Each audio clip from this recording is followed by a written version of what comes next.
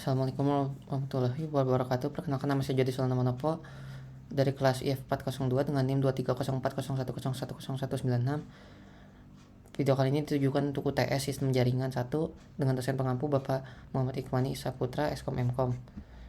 Pada video kali ini saya akan membahas rangkuman dari sesi 1 sampai dengan sesi 6. Untuk sesi 1 ini berjudulkan Introduction to Network, yang dimana di dalamnya akan membahas tentang host roles, yang ada penjelasan tentang server dan client, dan jenis jaringannya itu peer-to-peer. Lalu yang kedua adalah network media, komunikasi melalui jaringan dilakukan melalui media. Di sini ada kawat logam, serat kaca, transmisi kabel. Lalu di sini juga ada jenis-jenis jaringan seperti LAN, WLAN, Ethernet, intranet, dan extranet. Lalu ada yang keempat, yaitu adalah teknologi akses internet.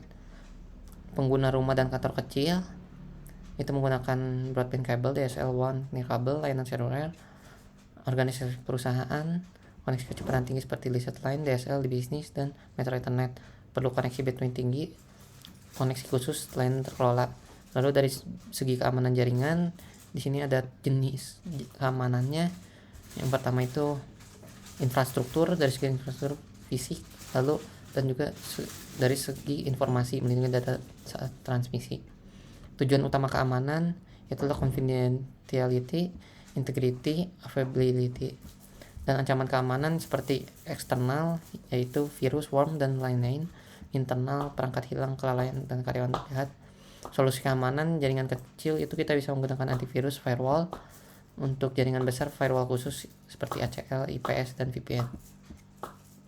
Lalu di sesi kedua ini berjudulkan Basic Switch and device configuration. Di sini kita mempelajari tentang akses Cisco IOS dari mulai shell, kernel, dan hardware. Lalu juga metode akses Cisco-nya melalui konsol, SSH, atau telnet. Selanjutnya ada program terminal emulasinya, yaitu ada PuTTY, Teraterm, Secure CRT. Lalu ada navigasi IOS seperti User Exit Mode, Privileged Exit Mode, dan lain-lain. Di sini struktur perintah IOS itu strukturnya seperti berikut. Ada formatnya, itu ada keyword dan argumen. Keyword itu parameter tetap seperti IP address dan lain-lain. Lalu argumen itu adalah nilai yang dimasukkan oleh pengguna. Bantuan bisa menggunakan consecutive help, tanda tanya, atau syntax check. Navigasinya bisa menggunakan perintah, bisa disingkat ataupun min or min, tangkat space, lalu lanjut Q untuk keluar. Konfigurasi dasar perangkat. Di sini juga kita belajar ada namanya penamaan perangkat menggunakan hostname, perintahnya. Lalu ada keamanan password, dari mulai atur password dengan berbagai mode, enkripsi password, tambah notifikasi legal. Alamat dan port jaringan dari mulai IPv4, di sini ada format dan subnetnya. Lalu IPv6, ini contoh formatnya, dan dia tidak cache sensitif, dipisahkan oleh titik 2. Selanjutnya jenis media jaringan. Ada twisted pair, serat optik, koaksial, wireless. Perbedaannya itu mencakup jarak, lingkungan, kecepatan, biaya. Konfigurasinya itu bisa menggunakan konfigurasi manual seperti di sini angka-angkanya, atau menggunakan konfigurasi otomatis seperti di bawah sini. Selanjutnya sesi 3 itu berjudulkan protokol dan model. Di sini bertujuan untuk menjelaskan bagaimana protokol jaringan memungkinkan perangkat untuk mengakses sumber daya jaringan lokal dan jarak jauh. Tujuannya itu menjelaskan peran protokol dan organisasi standar dalam memfasilitasi interoperabilitas dalam komunikasi jaringan. Di sini mencakup juga aturan dalam komunikasi dari mulai sumber, tujuan, dan saluran. Lalu protokol komunikasi yang mencakup identifikasi, bahasa dan tata bahasa umum, kecepatan dan waktu pengiriman. Selanjutnya ada persyaratan protokol jaringan dari mulai pengkodean pesan, format, ukuran pesan, waktu pengiriman, opsi pengiriman. Selanjutnya ada detail pesan yang mencakup encoding, formatting, message and size, message timing, message delivery option. Selanjutnya ada protokol jaringan dari mulai protokol switch seperti TCP/IP, OSI, AppleTalk, Novel Network, dan lain-lain. Selanjutnya ada contoh protokol TCP/IP. Di sini ada organisasi standarnya. Contohnya protokol TCP/IP ini adalah Ethernet dan WLAN. pokoknya semua protokol yang diakses di LAN. Lalu organisasi standarnya itu ada ISO, IAB, IETF, IRTF. Organisasi tambahnya itu seperti ICANN untuk pengelolaan alamat IP dan domain, IANA untuk pengelolaan identifikasi protokol, IEEE standar telekomunikasi dan jaringan, EIA standar kabel dan perangkat keras, TIA standar komunikasi radio dan VoIP.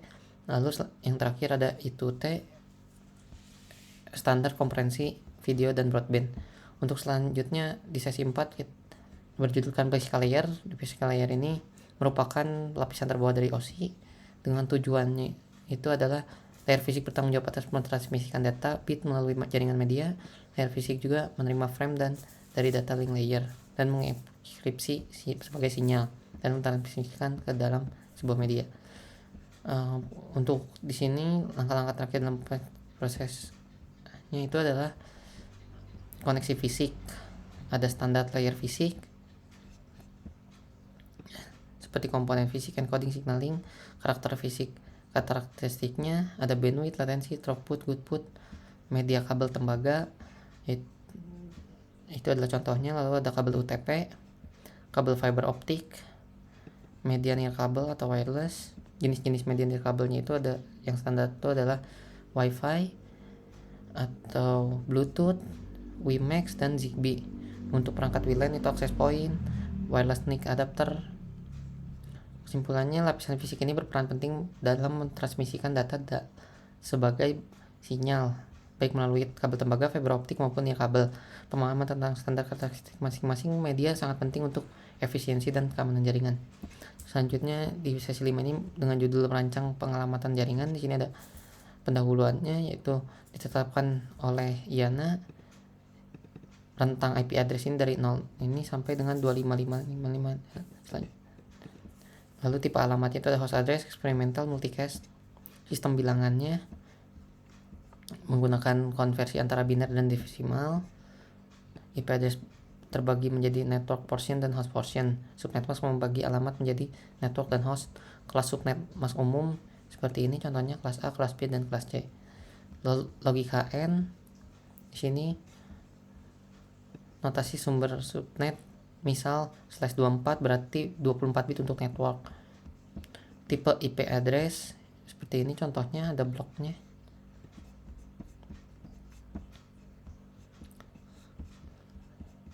Kelas full, penerapan IP address dan subnetting.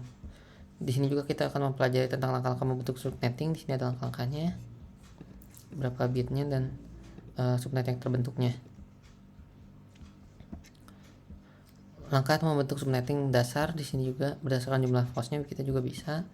Lalu untuk yang sesi 6 atau sesi terakhir berjudulkan konfigurasi switch dan jaringan. Tujuan pembelajarannya untuk menentukan spesifikasi switch, memilih switch yang tepat, memasang switch, menguji switch pada jaringan. Materinya itu ada konsep dasar Ethernet, konsep dasar switch, ARP table, memasang dan menguji switch, pengertian jaringan komputer, beberapa perangkat komputer yang terhubung berbagai sumber daya seperti ruang komputasi, data, perangkat, dan koneksi, unsur jaringan, device, dan intermediate device. Nah, di sini juga ada UTP dan standar kabelnya, tipe komunikasi data, hub versus switch, itu apa perbedaannya, di sini kita mempelajarinya. Lalu ada managed dan unmanaged switch. Dan yang terakhir itu ada fitur managed switch-nya. Di sini ada beberapa fiturnya. Lalu pengujiannya itu pastikan terhubung dengan daya listrik, koneksi port dan koneksi perangkat, uji koneksi dengan perintah ping antar komputer control switch, itu seperti Cisco unmanaged dan Cisco managed switch. Lalu menghubungkan komputer ke switch, ini caranya. Lalu kesimpulannya itu adalah switch terbagi menjadi managed dan unmanaged. Switch hanya mengirim data paket ke host tujuan, menggunakan ARP untuk pengalamatan, host menyimpan cache ARP secara dinamis atau statis. Baik, sekian presentasi dari saya. Mohon maaf bila ada kesalahan kata, penulisan maupun penyebutan. Terima kasih. Assalamualaikum warahmatullahi wabarakatuh.